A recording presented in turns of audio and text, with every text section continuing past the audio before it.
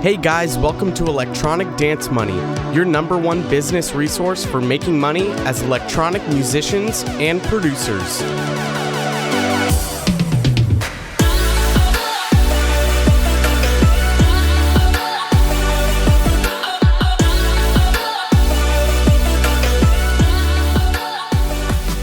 All right, take 2 of the intro for Electronic Dance Money. I'm your host, Christian Casito, and I'm so fucking excited about this episode. It's been a long time coming. I recorded an episode yesterday with my buddy Steve, and I told you guys I've lost my voice from all the damn hockey games I've been going to screaming. I'm here with Noah Neiman, also known as Dr. Neiman, and we've been buddies for a while now, and we've been talking about doing an episode together for far too long. A little bit. We're finally doing it. Episode 79. You were 10 off from the best number. How are you doing, Noah? I'm good, man. Thanks for having me on. I'm glad to finally be here. I know. This is going to be a lot of fun. So I've talked about you endlessly on this podcast.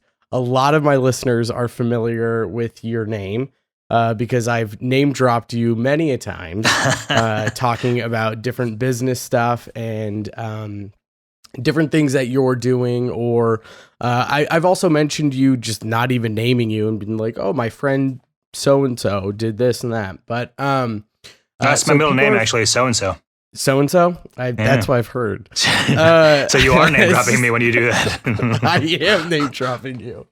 We're finally doing an episode together, and I'm excited about this episode because it's something that I've thought about. I've done a branding episode in the past, but it was like, man, that was episode 3 that I did back in 2019. That episode's so outdated now, like just with, branding in general, especially because it was mostly focused on Instagram branding, and Instagram changes every 3 months, so it's like anything you were doing 3 years ago is completely wrong now for the most part. Some things for sure, the fundamentals will kind of stay true, but go ahead. I was gonna say, there's just so much that's happened between then and now. COVID, for one, it's changed so much of what's going on in the music world.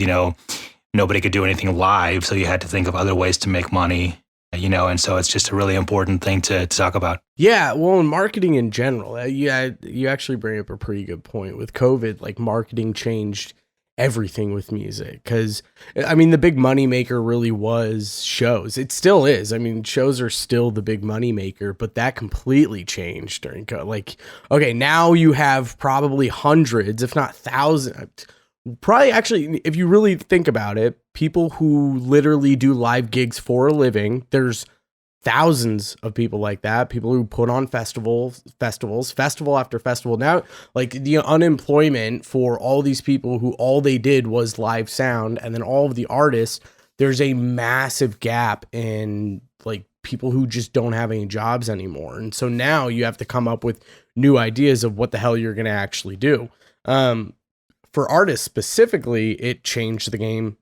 While streaming, the amount of streaming that increased through that. And I had Darren Bruce on from the DJ sessions located in Seattle, and he came on to talk. I think it was about a year ago. I think it was sometime in 2021, to kind of talk about what happened with live streaming and what's going on with live streaming. Really, really good 2-parter episode that we did, because right when COVID hit, it hit in like March, and then in April or June, the amount of signups on Twitch and then the amount of people streaming and music on Twitch just like tripled overnight. It's it's insane how many people got into it. Now, I think it's dying now, which is funny, because I think if you got into that game around that time, I think it is going to be tough to like get an audience. But now I would suspect that a lot of people are still watching stuff on Twitch, but creators have fallen off of Twitch. And so now there's actually probably a decent audience. When we were first talking about that stuff, though, last year, there wasn't a lot of there wasn't a ton of audience to go around.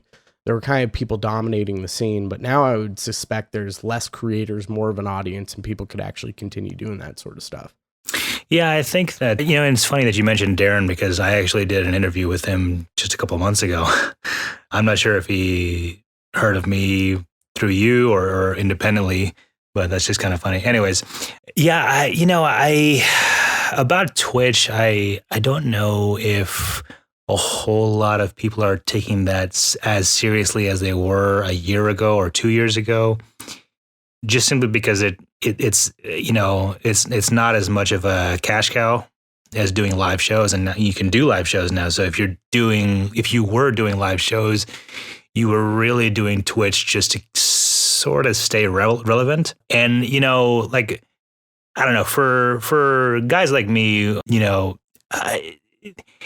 I kept on toying with the idea of getting into it, and I just never did. Like I bought stuff for it. Like I bought a green screen and a fucking like a lighting kit and all this. I spent probably about $1,000 or something like that, and all that stuff is sitting in a box, like in its box, like unopened in a closet.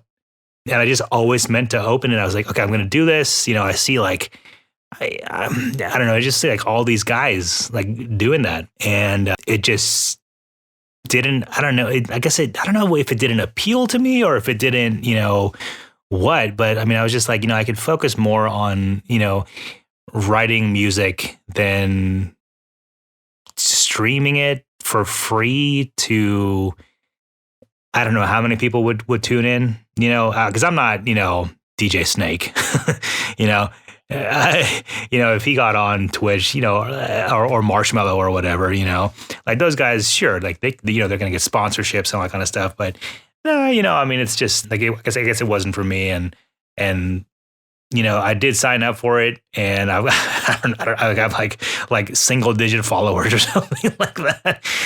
But I think that for people who really continue with it and like took it seriously, I mean, they could definitely go places with it. But I don't know. I guess it's to each their own. Twitch is, and this is kind of what we got into that episode. We got into the nitty gritty of like, should you really start a Twitch channel? Is now the best time to? And I mean, ideally the best time to start a Twitch channel. And this was with, I mean, there's a lot of other things you could think about. I mean, like the best time to invest in Bitcoin was 2011, yeah. But no one did. Yeah. Like the same thing with getting on Twitch as a streamer. The best time to get on Twitch as a streamer for music in general was pre-COVID.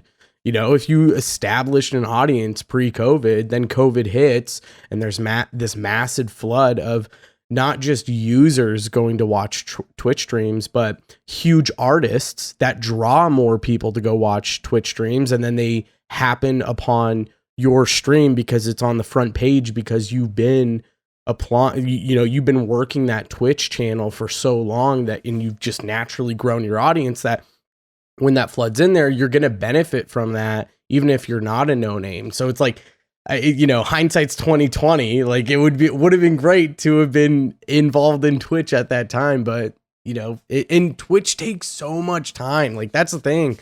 And with music, it's like, you got to find one thing to kind of pivot into and fixate on. And if you can fixate on that one thing, you're going to be successful in that one area. Andrew Huang just came out with a video a few days ago, which was fucking fantastic. And he talked about this idea of focus. Like focusing is the way to success. He focused on just creating YouTube videos, and he released 2 videos per week for over like a year or 2 and grew his channel to over 1 million subscribers. And like, that was his idea of like, I just need to focus on this one thing. If I focus on that, it's going to grow to where I want it to be. And so I think that's like a massive part of what producers need to be doing. And so if you can focus in on that Twitch stream, it will be successful over time if you're consistent, and that's all of where your focus is. So we're getting lost in the weeds here. I want to backtrack a little bit. Because I've talked about you to my audience before, but they don't know who Noah Neiman is. They don't know who Dr. Neiman is. They don't know your story. So take us back a little bit, because your history is fantastic. Your story through the music scene is amazing, and say even with your personal life, what you've been able to accomplish while still maintaining what I would argue is a pretty successful music career. So take us through your history and your story. Like, where does this start, and how did you get to where you are today?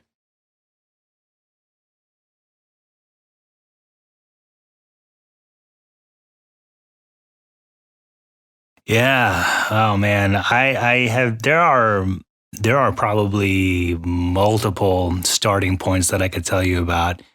Man, the first DAW that I used was Mario Paint on Super Nintendo.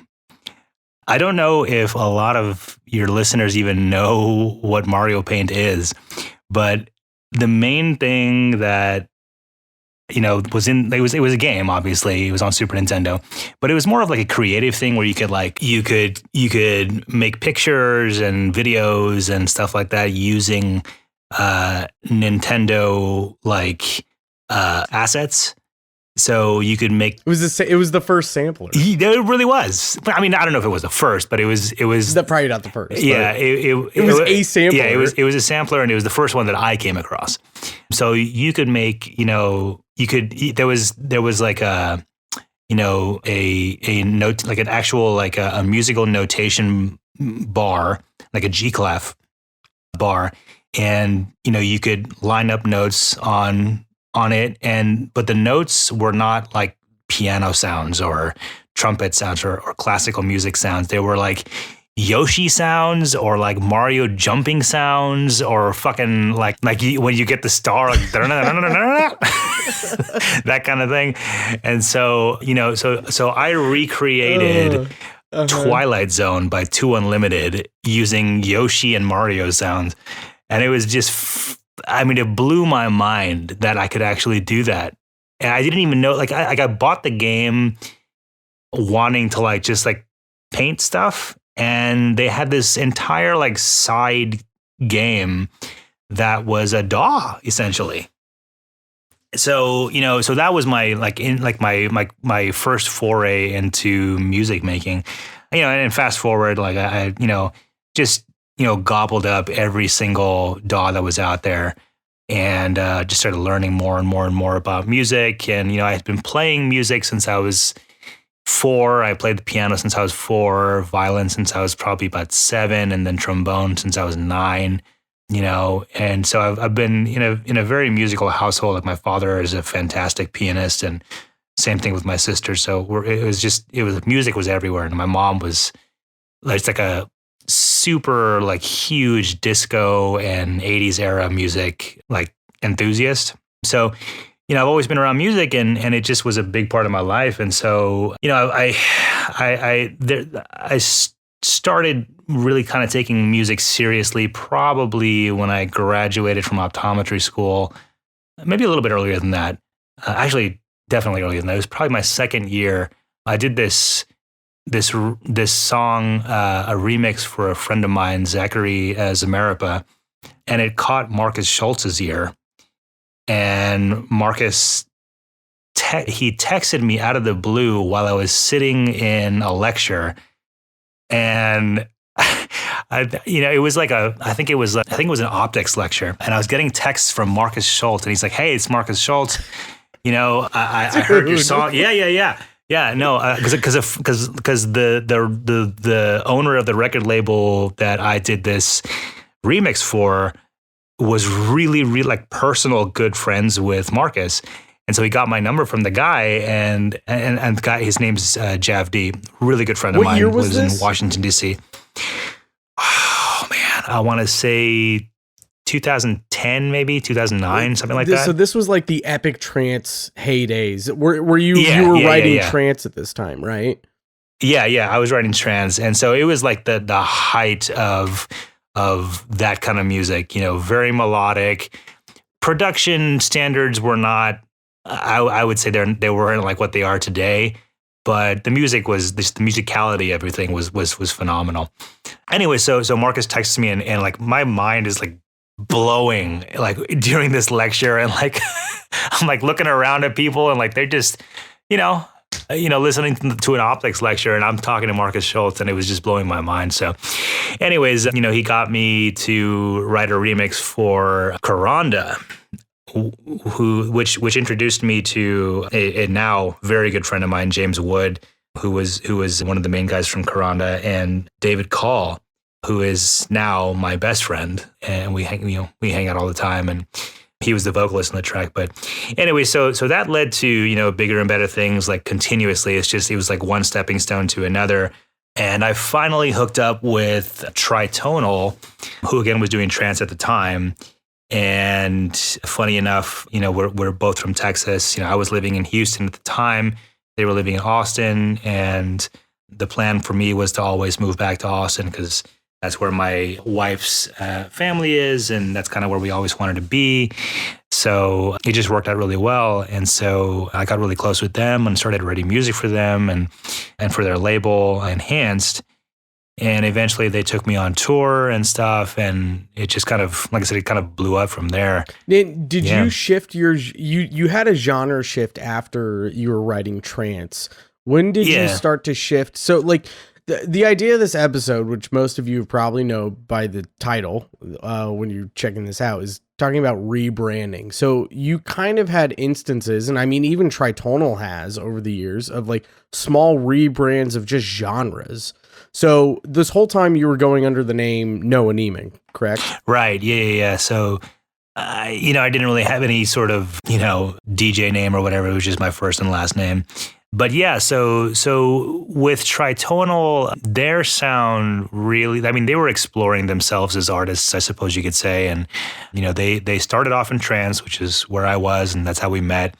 And then because I got signed on to their label, we kind of had to keep the sound cohesive. The record label owner, Will Holland, was sort of directing everybody as to what, we could really capitalize on at the time.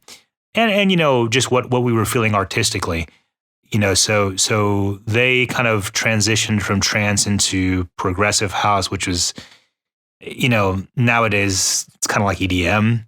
The guys who were on the label, who were sort of mainstays on the label, but other than Tritonal, we kind of pivoted wherever they wanted to pivot. And I was really feeling like everything that they were doing. Like we went from trance to progressive house to there's a little bit of big room in there, and then future bass and pop became like the main thing that Enhance was known for. Probably, man, these dates might be off, but I want to say like 2017, 2018, something like that. Yeah, I think that was around that time because we met in mid 2016. I had just moved to Austin. It was like October of 2016. You were opening up for Tritonal. I saw you, shot you a message on Facebook, and then we just started talking from there.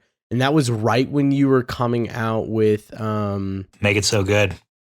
Yep, Make It So Good. Yeah, which I heard on a mashup mix the other day while I was rolling at jiu-jitsu. But yeah, Make It So Good, which that was more like progressive-y. But then it was like right after that is when you really started to push into some future-based stuff in like 2017 leading into 2018. Yeah. So the pop stuff really came when, the Chainsmokers sort of like took over the scene and really made that sound popular. Like electronic pop was really a big thing. And everybody was kind of feeling that sound. And I think that, Tritonal really did that sound well. And so, again, I think all of us on the label sort of wanted to explore that area in the industry and kind of just, I don't want to say we weren't like chasing trends really. It was more of kind of like a natural evolution. But some people kind of say that it was like that, but it really just sort of felt right at the time, I guess. Like guys like Zed, every time he comes out with a single, it doesn't sound anything like the single that came out whenever, 6 months ago or a year ago or whenever he comes out with whatever. And it's because, as an artist, you sort of evolve your sound every time that you write a song.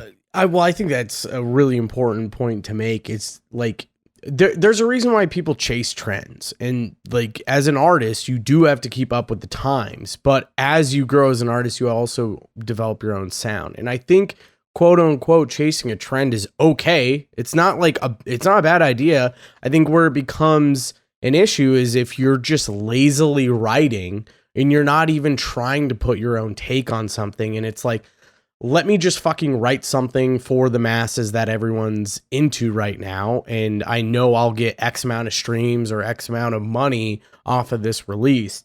I think where it becomes super important, and you actually make a really good point, like Tritonal did a really good job of transitioning their sound. Painting with Dreams is a fantastic fucking album that came out in 2018, and they utilized a lot of that pop sound, progressive house sound, a little bit of the future-based stuff. There was a really good mix of their own sound put onto a lot of these tracks that made them super original, but it kept up with the trend at the time. And so that's really what does define and differentiates yourself as an artist, is when you can take a really trendy genre, like right now is like, what is it, color bass and future rave or something like that. I can't, I think those are the two genres that are really popping up right now. And like something like that. I know David Guetta made like future rave or something. So the issue is, like, I flip through Beatport all the time, update my playlist, find new tracks, and I hear these future rave tracks all the time. It's like, what is the difference between this and like the third one I heard, or the one I heard 3 songs ago? Like, there's no twist to it. Is like, it becomes super important where you can put your own sound on stuff, and it's like, oh, this sounds like this artist, but it's with this genre, this new genre that's coming out. I think that's where you can follow a trend, you can capitalize off of a trend, but you're still staying true to yourself as an artist. Yeah, I mean, it's tough with electronic music, like sounding like yourself, but keeping up with the times, because, you know, it's so easy to just download a preset or a sample and make that the focus of your song that 30 other people are using. Yeah. I mean, I've done it, you know. Oh, so I did it on my everyone's done it.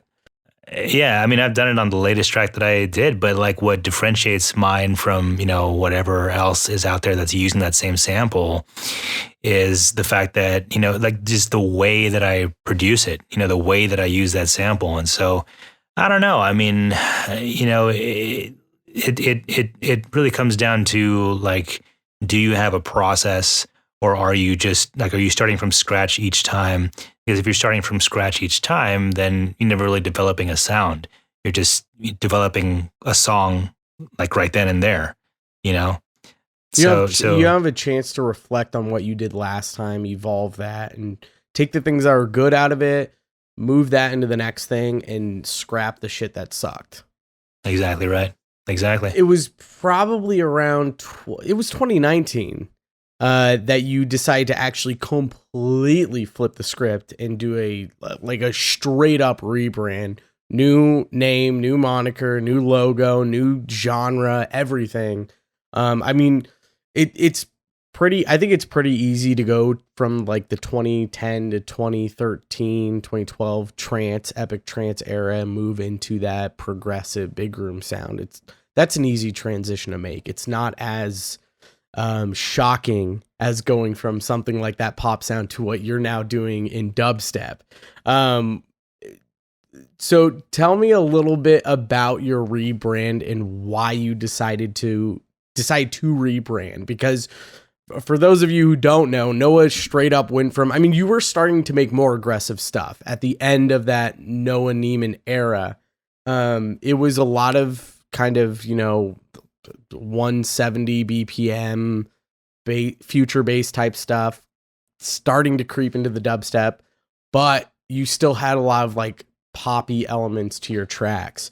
What made you want to switch that to go straight hard dubstep? And what was the reason for that rebrand?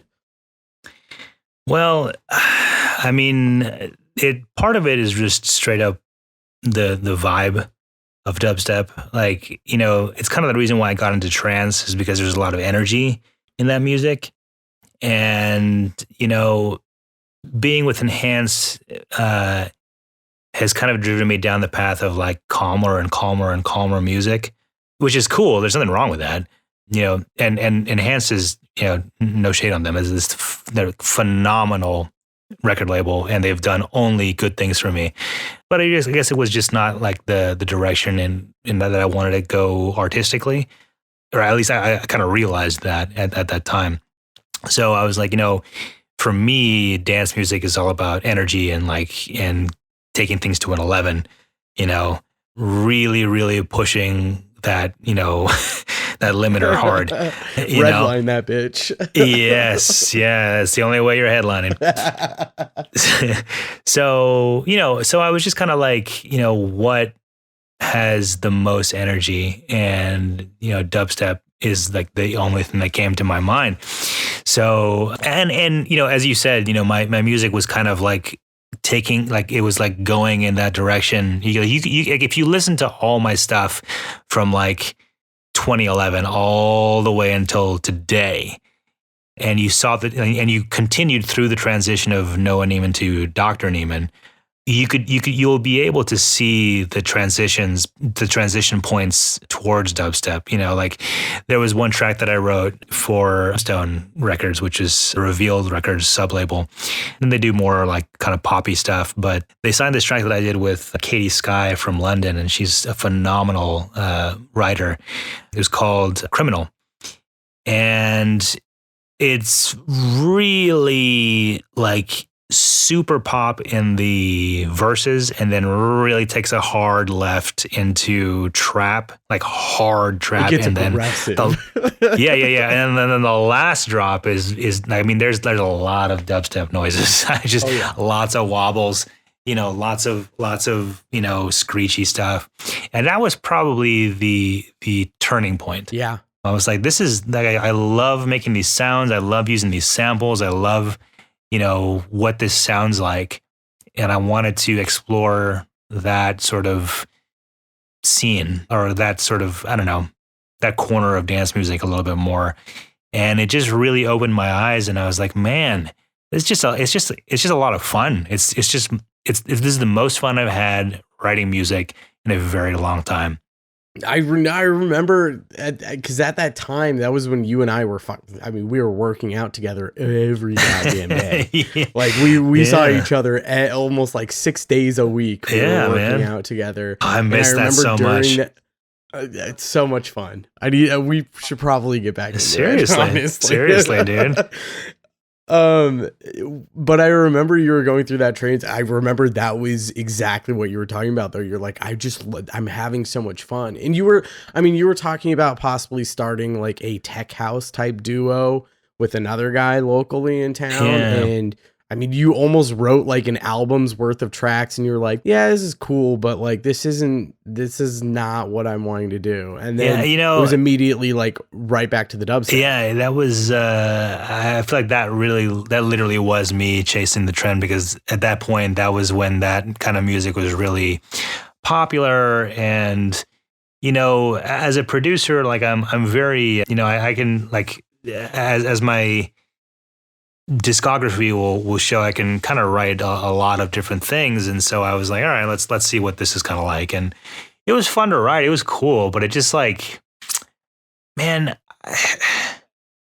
well, I just feel like tech house and, that kind of music and techno, it's always struck me as like the music that the opener plays.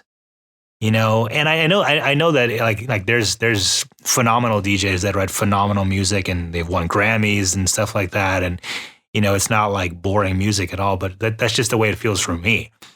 I'm just like, it's like the quiet stuff that they play, or I mean, like I relate to you 100%. Like, my dad is so into tech house and minimal house. Like he is the biggest, he's the biggest fan of minimal house and tech house of anyone I know. And my dad is like, a lot of the shit that I listen to, he's like, this this sucks. This is not good. What is this? Yeah, what is this? This sucks. You need to listen to my stuff. My stuff is so good. And I'm over here like, no, like you're wrong. So it really is like a personal taste thing where it's like it totally is. It totally is. Some people, it's like all they can.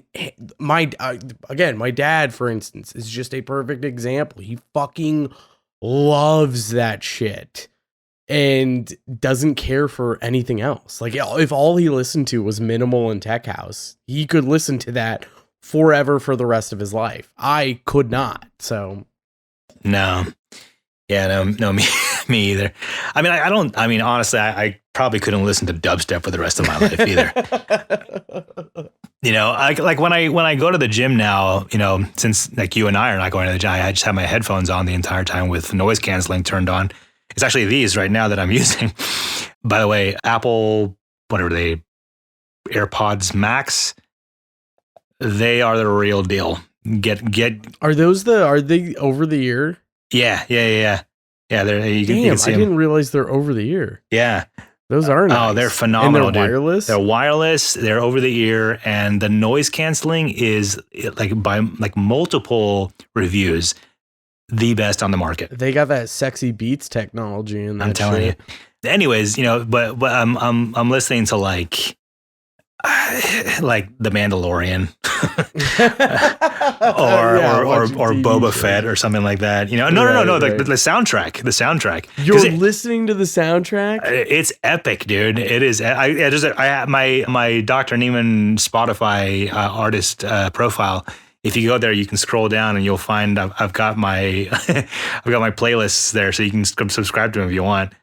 Yeah, it's pretty epic. But anyways, yeah, I don't think that I mean, because dubstep's pretty intense. Like you can't really listen to that kind of stuff, as like the only thing that you listen to. It's just too much.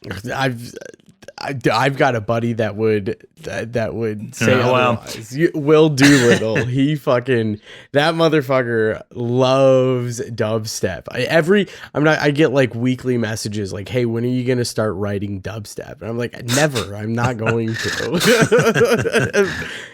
He loves dubstep. But there was also, I noticed a shift too in some of your live shows, like a year prior to you actually doing this rebrand of going into dubstep, where you were basically just playing dubstep in your sets. I remember seeing you open up for, or you were direct support for Cash.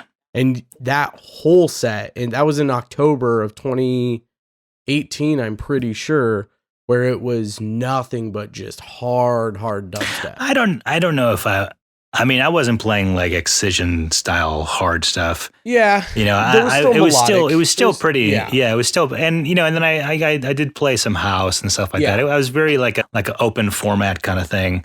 But yeah, I mean, it was more focused on hard stuff. Did you feel that shift coming around that time though, like as you were building sets?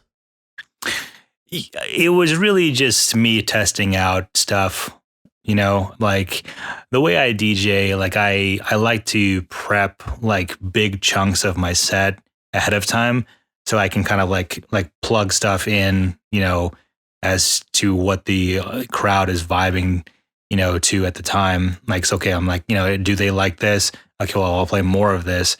And so I'll have like 3 or 4 or 5 tracks that I know will work well together, and I'll just play them like that, or I'll make edits of them. And, so that's how it sort of goes. And so if you notice that it was like a much harder, it was just probably because I was like, okay, if these guys are digging this stuff, well, I'll just give them more of that.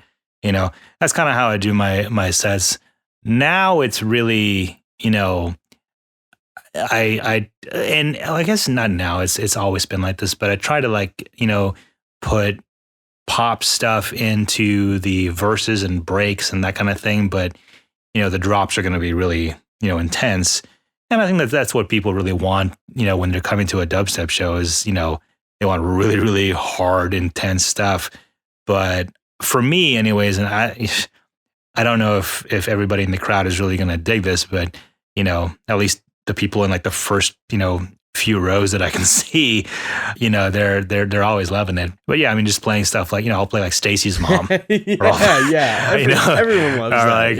like, that, or like, I don't know, fucking Zed, that kind of nice thing. mashup is always great. A little edit. Yeah. But yeah, I mean, it's funny, man. Yeah, like dubstep. Like I've showed you all of them. Like I've got like probably 30 tracks written now.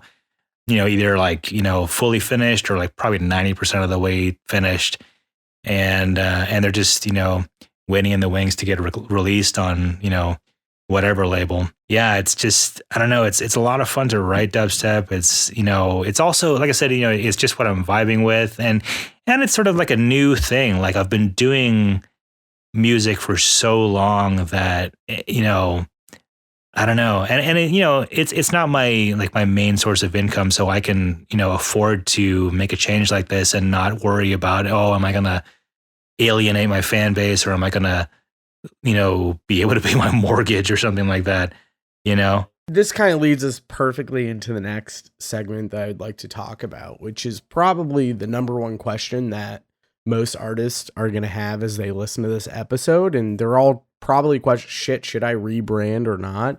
Or most of you are probably super comfortable in the brand that you're in, the genre that you're in, and that's fine. Keep with that. But I definitely have talked to other artists recently who are thinking, I might want to rebrand. I don't know. And a lot of these artists are pretty fucking small. Like it's not like they have a huge following. And so I think this begs the question of, when should an artist rebrand? From what I'm hearing with you, and from what I'm hearing with you, it seems like it should be, a rebrand should happen only at like the peak of, I'm not feeling this, and I want to do a big genre flip of something like where you're going from progressive house, future bass to like pretty hard dubstep. But not only that, like, I think there's something to, if you want to follow a trend though, where you have to look at it, because there are artists who have done a genre change, which isn't really a full rebrand, right? It's you're not completely rebranding with a new logo, new name. The person that comes to mind would be Getter. Getter did a genre change like right before he went on tour, released an album that was completely different from what got him big, and people fucking walked out of the show and booed him off stage, which is insane. And that was that was like 2019. That was 2019, right around when you were doing this rebrand. You were talking about, think I want to go dubstep. And I mentioned this where I was like, you might want to come up with a completely new name, because here's exhibit A of why you should not just do an immediate genre change, especially right before a tour and everyone's coming to the show with an expectation. And I think he was doing much more chill stuff. So if you go from a dubstep specific audience and rebrand, or not just rebrand, just do a genre flip, genre change, and everyone's coming to the show expecting fucking dubstep, and you come on as the headliner that everyone's there for, and you're playing some chill stuff, it's not going to work at all. Now, in defense of Getter, like, I think he has 100% control over what he wants to do. I think he should be able to do that stuff.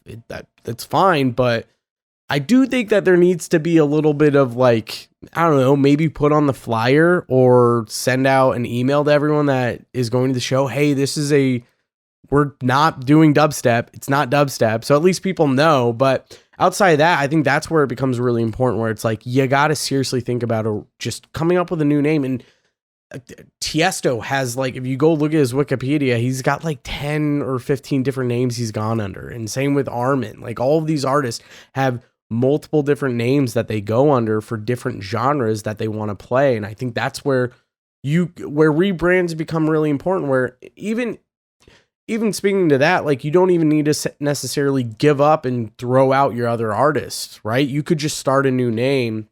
But for smaller artists, I don't think that's a good idea. I think, again, as we were talking about in the beginning, like, focus is important. You should focus, and then you can start toying with a different rebrand or whatever. But when do you feel like an artist should rebrand? I mean, you've experienced this, and I would say you're starting to see more success in different ways, and probably ways that are more meaningful for you when you did that rebrand. So I think you're the best person to speak to this at the moment. So, I mean, as far as a rebrand, well, I mean, you know, I guess we can kind of nip this thing in the bud here. For smaller artists, it doesn't matter. Like, you know, I mean, if you've got like 100 followers or something like that, it's just delete that account and make a new one. It doesn't matter, you know, because like, you know, you like, that's going to be mostly your friends, and your friends will follow you, whatever. Like, you know, it's fine, you know, because your friends, I mean, at least you hope, you know, your good friends will support you, you know. But take a look at your friends if they're not. yeah. If like you do a rebrand and your friends aren't following you, think about who your friends They're are. not your friends. Yeah, exactly. No, but you know, in all seriousness, like, you know, that's not, you know, that's not really even a question. It's sort of like, you know, it's a no-brainer. If you're just not feeling something, you know, you could even not rebrand and just like do whatever else that you want to do, because like once you like build a real following, or you've got like a number of people that are like mega fans, and like people are coming out to shows to see you and not, you know, somebody else, or if you're like direct support for the headliner and you've got people wearing your t-shirt in the front row, you know, that's something. So, you know, like at that point, like, you know, if you want to do a rebrand, I wouldn't recommend it. I would recommend doing like a side project, which is test the waters. Well, not even that. That's what you did, basically. Yeah. I mean, and to be honest, like my Noah Neiman profile is still active. Like I'm still like there's songs that I've written that are specifically for the Noah Neiman project. Like I just haven't released them yet. So that's not, I haven't like canceled that project and just like completely moved on. You know, this Dr. Neiman thing is it kind of like a side project, but it just sort of like took my focus, which, you know, is a thing that, you know, you keep bringing up. And I did see that Andrew Huang episode, and yeah, I think it speaks volumes to what artists should really kind of think about, you know, but as far as, you know, making the decision to like give up on a particular project and start a brand new one, I mean, you have to really kind of weigh the pros and cons of, you know, what does this mean financially for me? What does this mean, you know, artistically for me? Is this going to alienate my fan base? Like I am working with an artist who I'm producing a few songs for her, and she is looking to go a completely different direction with her sound. And she is very popular. I don't want to, you know, bring up any names because it's still sort of like under wraps right now, but she's very popular. She has a very big fan base, and the sound that she's going for is really sort of it's very, very different from what she's known for, and she's known for something really cool. And you know, so I was talking to her about it, and I was like, "Are you really sure you want me to produce this sound and not like this sound for you?" And you know, because she's a vocalist, and you know, she's an amazing writer, amazing vocalist, and you know, an amazing producer, her you know, in her own right. But she's just got so many songs that she's working on. Like she's coming out with an album, and so she needs a little bit of help just in terms of like timing. And so I'm producing, you know, a few songs, and I'm just like, I mean, like we could do maybe like a, you know, like a sound that's kind of closer to what you've done, and then like kind of like transition you into the more like, because she's going from more of aggressive sound to a little bit more of a you know, calmer, like a radio sound. And I'm just like, there is a middle ground there, you know, like, you know, you could do like you know, you don't have to be like Metallica or, you know, like, I don't know, Enya, you know, there's a middle ground there, you know. And she's like, no, I really want to do this. And I'm like, okay, you know, that's fine, you know, whatever you want. But I just think that, you know, and I think she's doing this because she's just really feeling this, you know, she's just what she wants to do. And I think that if it's marketed correctly, I think it could be freaking amazing. Because like I said, she already has a huge fan base, and she's going to be touring with some other artists that are closer to the sound that she wants. And she's going to be earning their fans. So like thinking about it strategically and, thinking about the marketing, telling people, okay, this is what's going to be happening. We're going from this to this. Like you had mentioned Getter, and he kind of just like popped up with his sound, and like people came to a show expecting his hard stuff. And like probably the flyer had his, face on there, looking all like, bass face kind of thing that he does. And, it is a really, really big shock if he's playing, calm, like not even like future bass. Yeah, I mean, it could really alienate people. But I think that if the marketing is done right, then it really could make sense for people, and people will have like an opportunity to sort of wrap their head around, okay, my favorite artist is doing this. Why are they doing this? Is there a story? Like, can I understand it? Am I going through that too? Am I going to dig this sound? Like, does it sound like them? Like letting the audience sort of follow you along in the journey, which is, I think, why social media is so important, is, you can kind of talk to people directly versus just, having a sound and then having a completely different sound on your next album. It's like there's no connection, You're hitting the nail on the head. Like that, I think, and this is I think this is a big issue with a lot of bigger artists, especially bigger artists who are sick. Because I know of bigger artists, huge fucking artists that everyone knows who they are, who are sick and tired of writing the shit that they're writing right now. I've heard through the grapevine, they don't like it. They're tired of it. They want to move on, do something different. That's tough to do when you've reached that like pinnacle level. Think of some of the biggest artists you could think of. That level, it's hard to do that genre change. And I think the disconnect comes from when they've got these massive like record labels backing them and these massive agencies and marketing companies where they're so fixated on these different marketing campaigns, but behind those campaigns is just kind of this, I mean, all their stuff is quality, but their idea is to reach the most amount of people as possible and try to suck those people in. And when you're creating content and creating music to reach that amount of people, you don't care about the message behind anything, right? You're just trying to get shit out in front of people, try to get them hooked. If you get them hooked, you won. Like that, you've done your job. So when you're at that level, there is this disconnect between the fan and the artist because they're so big and there's no meaning behind anything that they're doing. And so I think this leads into a bigger point of messaging with a lot of your marketing or promotion and like putting your story in front of people.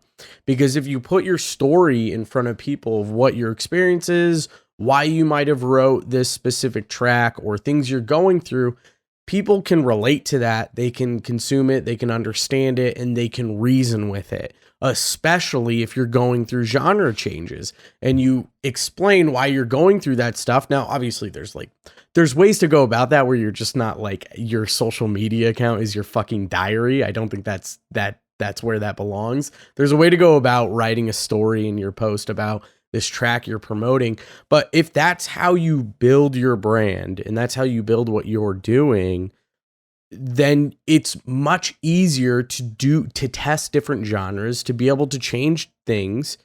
And people are more willing to understand that because they understand you. They know what you're going through. They get the messaging. They get the story that you're trying to tell, and they get the meaning behind everything. It just puts a real person behind what they're trying to experience. And I mean, that's what music really is. It's an experience. You're experiencing someone else's emotions in the moment of what they're writing. You're experiencing everything in that moment that you listen to something. So if you're putting real emotion into your music and what you're feeling in the moment, you should reciprocate that with your promotion and with your marketing. And like you said, if it's done well, it's probably pretty easy to do something like a genre change or a rebrand if people understand who you are and what you do and why you're doing things. Yeah, I think that it's I don't think that it's difficult. I think it just requires an explanation. I mean, you don't want to surprise people. Yes. Yeah, you know? totally. With your rebrand, I'm curious because rebranding is there's a lot to it. Like you said, there's, it's a pretty big decision to make, especially for a bigger artist like yourself, where, I mean, at your peak with Noah Neiman, you were getting almost 500,000 monthly listeners on your Spotify profile. That's like nothing to, that's that's fucking huge for a lot of producers. So going through a rebrand of like, let me switch this, that there's a big process through that. So I'm curious, what were some of the biggest changes that you experienced, whether that's, I mean, just simply going to a new audience and trying to market to that audience. What was like changing your name, like getting a new logo? What was the entire experience of, okay, I'm switching to this side project now? Because you started new profiles from zero. Well, to be honest, it was fun. Like just making all new stuff, creating a whole new, like the art direction, and just, I mean, I remember I showed you like a few different logos, and you helped me land on the one that I've got now, actually. And just like I said, the art direction, I found this phenomenal artist on Instagram named Keith West. He goes by Hang Fang, and he does all my art. And it's just really cohesive. So, I found that like I never really had like a really cohesive art style for Noah Neiman. It was just like whatever Enhanced, decided they wanted to do, which was cool. I mean, I guess it was sort of cohesive because it was all Enhanced, but this is like, personal to me. Like I can talk to Keith and be like, hey, I want this, and this. And he's like, no problem. And like a week later, I get something like completely just jaw dropping. Like, it's awesome, so it's just a lot of fun, like seeing that kind of stuff. Like it all feels new again. It's sort of like a new relationship, it's always a little exciting, you get into the honeymoon phase and whatnot, but right now, I feel like I'm a little bit past that. Like I'm like more comfortable now with what I'm doing. And, I've sort of developed the sound a little bit. I think, like I said, the project's still pretty new. It's honestly, I guess you could say it's still in its infancy in terms of like popularity and whatnot. But I've just got so much music that is waiting to be released that it's kind of like, kind of feel like Goku in a way.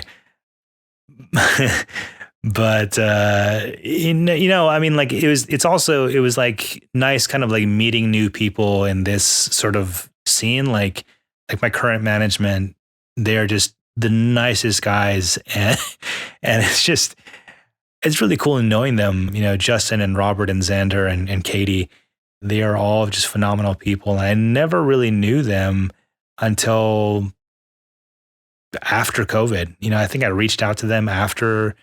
I reached out to them after COVID hit, and I was like, hey, my name's Noah Neiman. I'm doing this thing with this new project. It's called Dr. Neiman, blah, blah, blah, blah.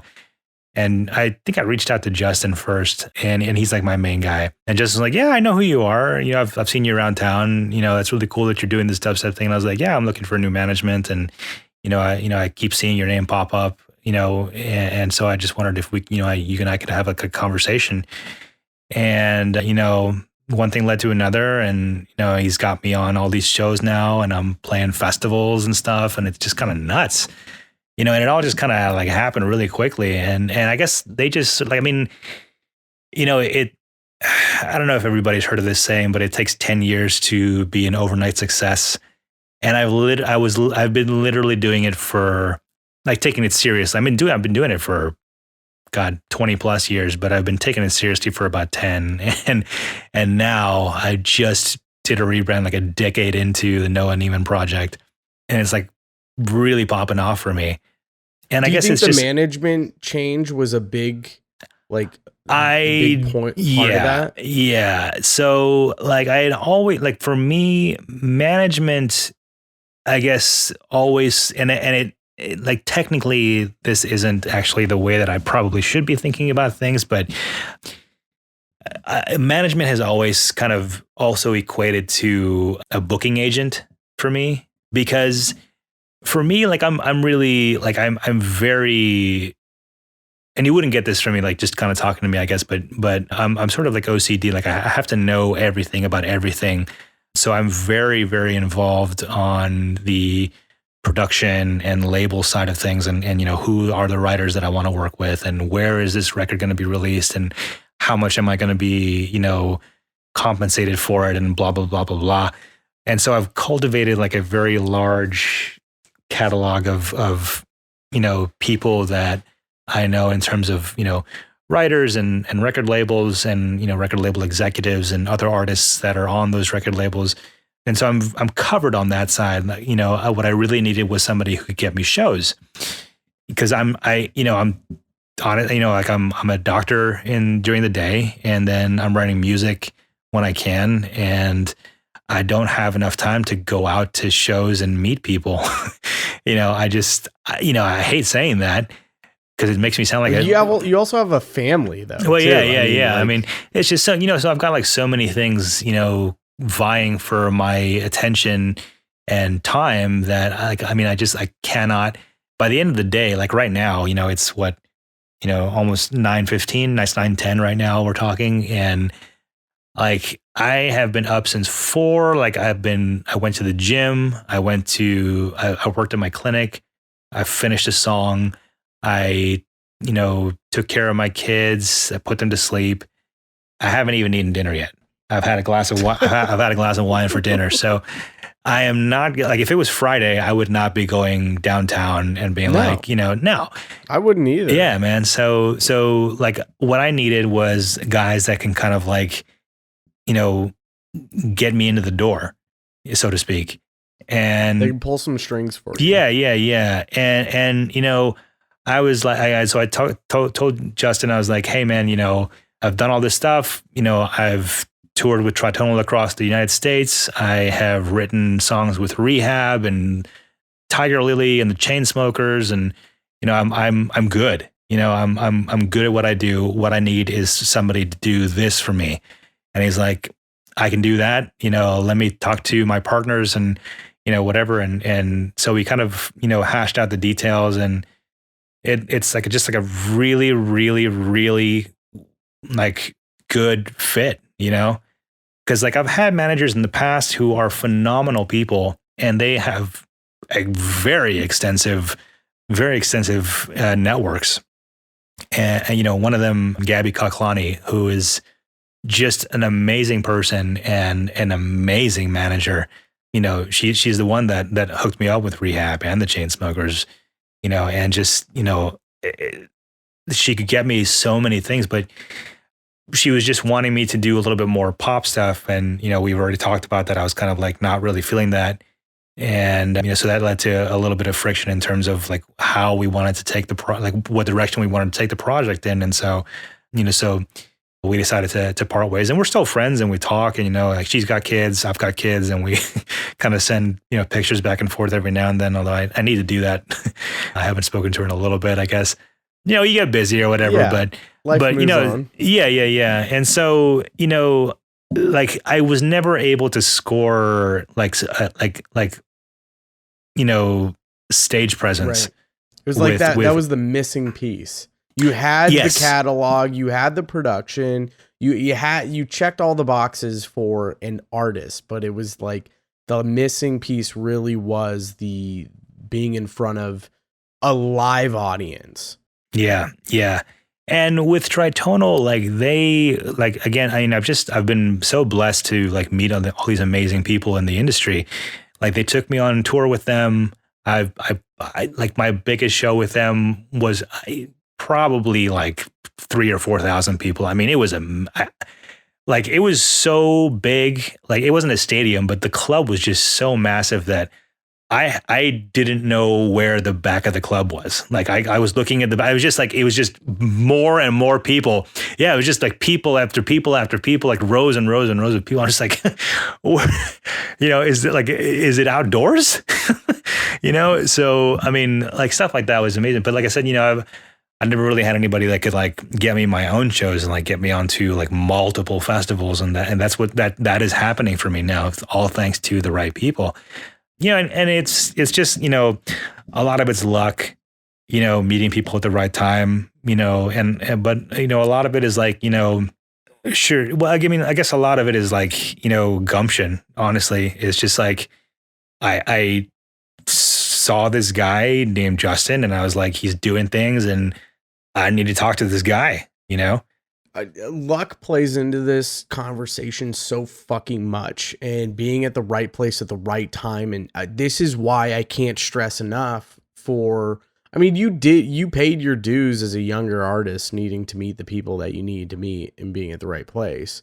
But this stresses just so much more to younger artists of why they should be going out, meeting people in their local scene and being friendly with people. Like that's how you get lucky, by meeting the right person at the right fucking time. Yeah. It's funny that you mentioned that, and I'm quite a bit older than probably the majority of your listeners, but if you are in your early 20s or whatnot, yeah, man, go out, because this was a long time ago, but I was reading a magazine about production, and I think I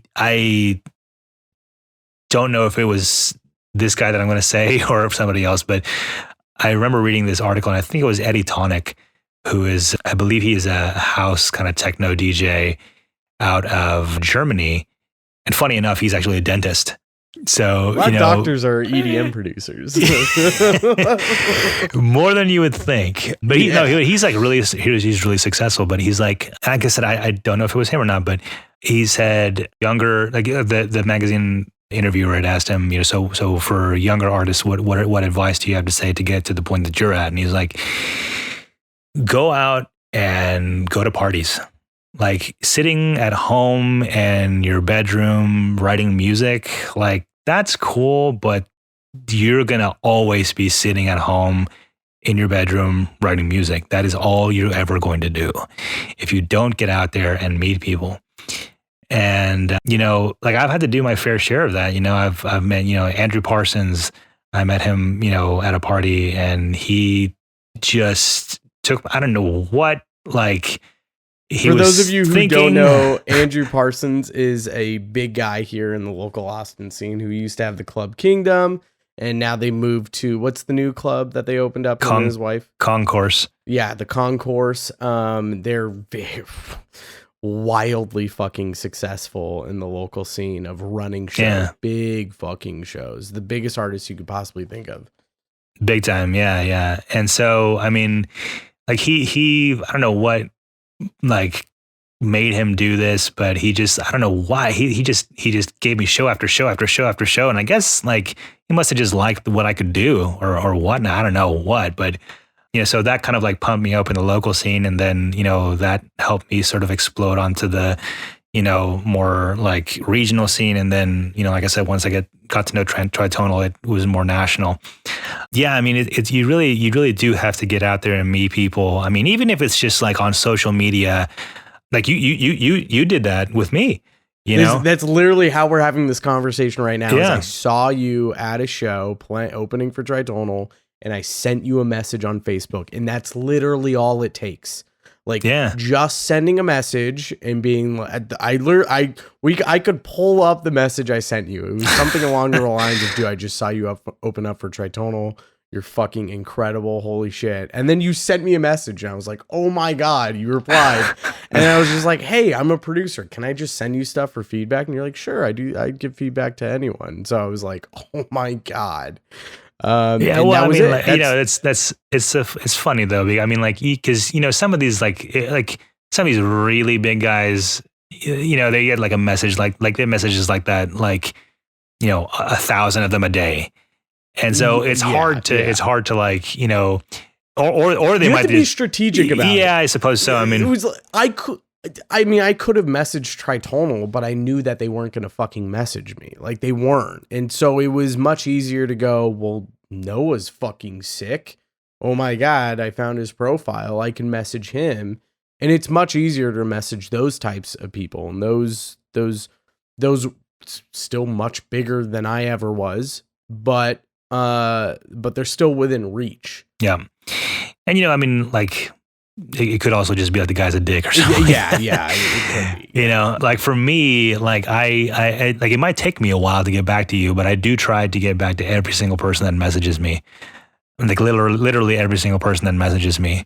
Because, you know, I like for me personally, I know that I was in that position, you know, a long time ago. I was like, you know, I was wanting to talk to, you know, an artist, and it always sort of like kind of like made me feel bad if they didn't answer or something like that. And so I don't like, you know, especially if it's a kid, especially, you know, just like a really young kid. I'm just like, yeah, man, just send me whatever, you know, like I might not get back to them right away. And, you know, if they send me a song, I might not be able to listen to it, you know, that day or whatever, but like a week later or like, you know, whatever. I mean, if you send me a message and I don't get back to you, send me another message. Like, I'm not going to be a dick to you. I'm not going to be like, fuck off. Send me a message. Shoot me a message and let me know that you're trying to talk to Noah. It will just be like, I mean, because I'm like, you know, if you send me a message and I'm like, hey man, yeah, I'll listen to this, and then I don't get back to you, it's probably just, I mean, I might have forgotten because, like I said, I get a lot of messages like that too. So, you know, I am happy to listen to it. But it's just, you know, I've talked about this endlessly on the podcast too, is like, if you don't get a response, follow up. Like, you got to fucking follow up. I've talked to you about that too, with like labels, like submitting to labels. Oh yeah. Like, you got to fucking if you don't have a response, well, did you follow up? If it's been 4 weeks, oh no, I didn't. Well, did you try? Like, try following up. And then if 4 weeks, no man, I follow up in a week. Yeah. I follow up. I mean, like, you know, because I mean, like, my first release on Revealed Records, it took them 3 weeks to get back to me. I literally just had a buddy who he sent some tracks out on Label Radar, and he sent it out like 4 or 5 weeks ago or something like that. One label got back to him and he approved it and said, yes, let's sign it. And literally a day after, a bigger label responded and wanted to sign it, but he's already approved the other one. And I was like, well, did you follow up? And he said no. I was like, you should have been following up. Like, if you would have just followed up and reached out to him and been like, hey, I have, and this other label was already talking to him for a week, so he could have said, hey, this other label's interested, are you guys still interested? And that's all you need to say. And if you don't get a response, then you've done your due diligence, right? You've done what you needed to do. It's out of your hands. And if you approve this and they get back to you later, that's on the label. That's not on you. But if you don't follow up, it's all on you. You fucked up and you should have followed up. Yeah. Yeah, man. I mean, I followed up with Revealed twice and I didn't hear a thing back. And then 3 weeks later, I just out of the blue, randomly, I remember I was upstairs in my house and I remember getting the email and I was like, what the hell is this? And then, you know, and then it just like, I texted the singer and it was iwth. And I was like, oh my God, Revealed wants our song. And she's like, oh my God, Revealed wants our song. Yeah. It was amazing. So, you know, it was really cool. And then, you know, that song did really well and people loved it and it got played like multiple times. And so it was a lot of fun, but yeah. Get in touch with people. Definitely get in touch with people, follow up. We need to start wrapping it up here. But before we do that, there are a couple of things that I noticed when you rebranded that I felt like you weren't doing before with your Noah Neiman name. And this is something that I've been talking about religiously for probably the past 2 months or so on the podcast. But it seemed like you had some marketing changes with your new social media accounts. And it seemed like you were starting to actually engage more with the community that you were trying to be a part of, far more than you were before with just your Noah Neiman project. I saw you constantly commenting on other people's posts, and just engaging with other people. Do you think that's really helped you out with getting a bigger audience and getting people to actually engage with your content? Yeah, I think that, I mean, for me, at least, it was sort of a learning curve as to, you know, how I needed to go about things. So like on Facebook, I am lucky enough to have been verified on my Noah Neiman page. And so, I've got that blue check. And when you comment on something, even if it's like if it's on another artist's thing or like IGN or something like that, or like whatever, any page, your comment will show up at the top of the comment section, or at least like one of the first few that show up. So you'll get much more visibility. And so like engaging with other pages, kind of like gets you more noticed by other people who have no idea who you might be. They'd be like, oh, who's this guy? There's a blue check. Oh, he must be somebody important or something like that. Or he must be somebody, that Facebook thinks is important at least. And then they'll go check your stuff out and they're like, oh, all right, this is actually something that I like. So then they'll follow your page and so on and so forth. I wasn't doing that with the Noah Neiman stuff. I was very much of the thought process of was, if I make the music, people will come. If you build it, they will come. Yeah, that kind of thing.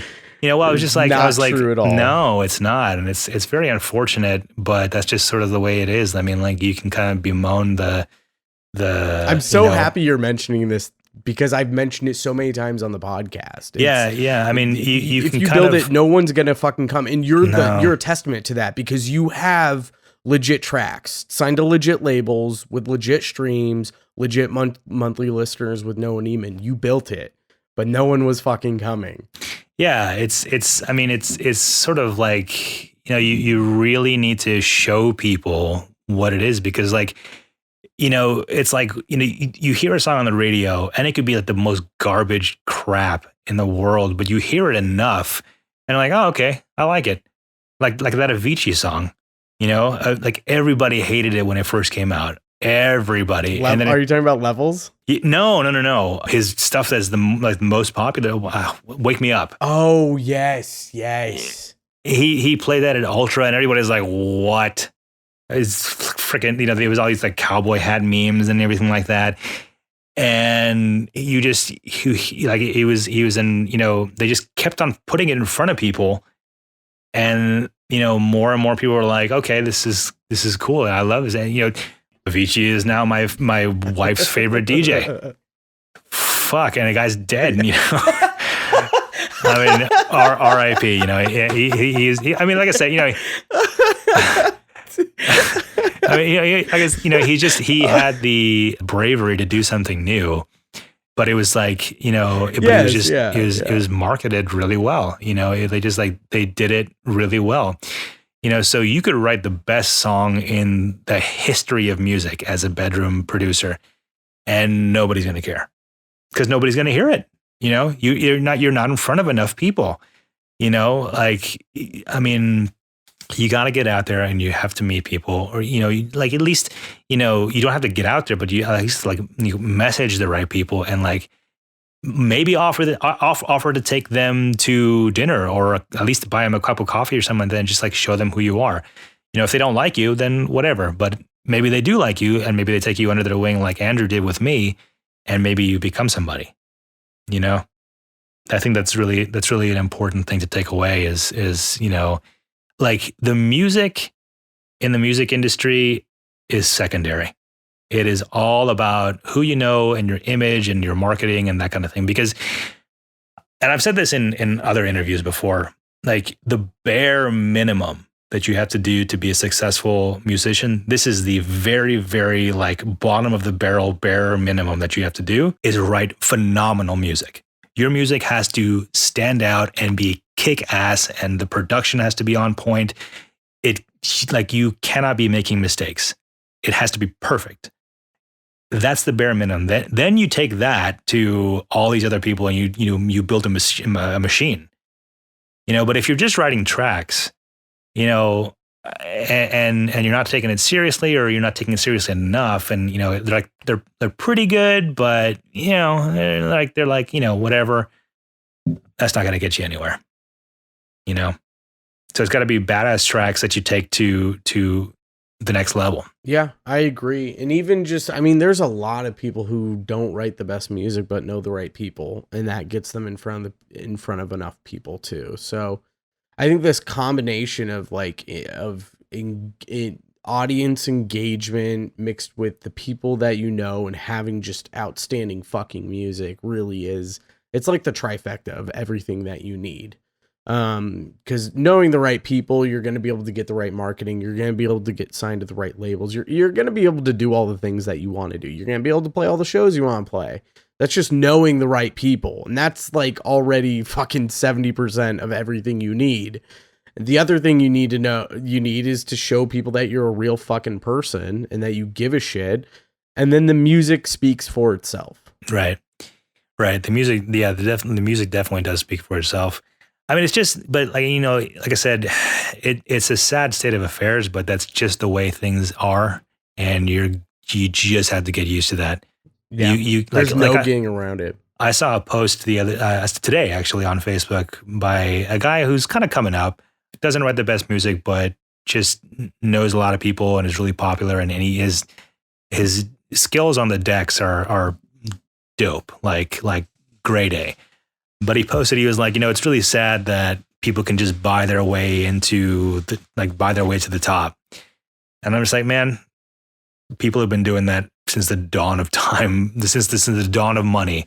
That's just the way things are. It's, you know, it might suck, but you need to get used to it. This is the industry. Yeah. This is what I've been telling people from the minute I started the podcast is if you don't like that, don't fucking be in this industry. Get the fuck out. Because what are you building? Yeah. You're going to be horribly fucking disappointed when you come to the realization that this is what it's like. Now, unless, again, if you have enough money to change that, which most of you don't, most of us won't. That was kind of the realization when I met you and I started talking to you. When I met you and I was starting to talk to you, all I wanted to do was be a big producer. I just wanted to produce music. I wanted to tour. I wanted to do all of that shit. And then I got a little more information from you about what the industry is like. And the gears started fucking turning. And I started to realize, you know, I don't think I want to be that. I don't want to be that person. Like, I don't want to be the person with hundreds of thousands of fans, like with this big pressure and responsibility to be constantly putting out great shit. There's certain things I want to do in my life that I don't feel like I would be able to. I'd have to choose certain things over music and fans, and it just wasn't worth it. It wasn't worth dealing with all that. And that's where I found the outlet of like mixing and mastering. Oh shit, I can still work in the industry. I can still work with artists. I can still work with great music. I can still put my touch and my flavor on things, but I don't have to be that person constantly writing and putting things out and trying to market to fans and touring and keeping up with family. Like, I don't have to do all of that. I can still scratch the itch that I want to scratch and do the things I want to do and be successful and still have the things I want to do personally, which was like perfect. And I think this is a really important thing that a lot of producers need to realize. And this is why I started the podcast was, you know, a lot of it is kind of based off of what I've learned from you by learning about what the industry is really like. And I wanted to share that message with other producers and let them know that like you can come to this realization and realize I don't want to be an artist. There's still a path, like, right? You can still build a business within this industry that's not directly related with just producing music and building a fan base and touring and still love what you're doing and be involved. There's still a way to do that. But then also, you know, there's a lot of people who listen to this that want to do that, and that's what this outlet's for. Noah, I mean, I think that go ahead. Yeah, I was just going to say, I think that what you just led into right there could be an entirely separate episode. But yeah, I think it's very possible for people to do what they want to do. You just have to realize that what you want to do is either going to take a lot of sacrifice or may not be as glamorous as you think. 100%. Yeah, I agree. Let's wrap it up there, Noah. I'll probably have to bring you on for another episode. We can talk about I'm happy to come on, man. Let's do it. Go ahead and just plug your stuff, man. What have you got going on? I know you had a huge fucking release a couple of weeks ago. this episode's going to be coming out in probably 3 or 4 weeks. So, that release is going to be at the tail end of all the promo and all that. But I don't know if you want to plug that or stuff that you've got coming out. I mean, I'll let you know. This episode's definitely coming out on let me see here. It's going to be May 13th. So I don't know if you have any releases or shows coming up. I don't know if the life of a big artist, they never know. Yeah, man. I guess I'll plug my social media. Just follow me on I mean, I'm mainly on Instagram and Facebook, mainly Instagram, honestly. Facebook too. Let's get Facebook. Just follow me on those two things. I really kind of just try and focus on those two. But everything that's coming out will be announced on those social media outlets. So if you're listening to this podcast at a certain date, head on over there. That's at Dr. Neiman on Instagram. Doctor spelled out too. DOCTOR. Yeah. And you know what? I don't know what the shortcut to my Facebook is anymore because I just changed it.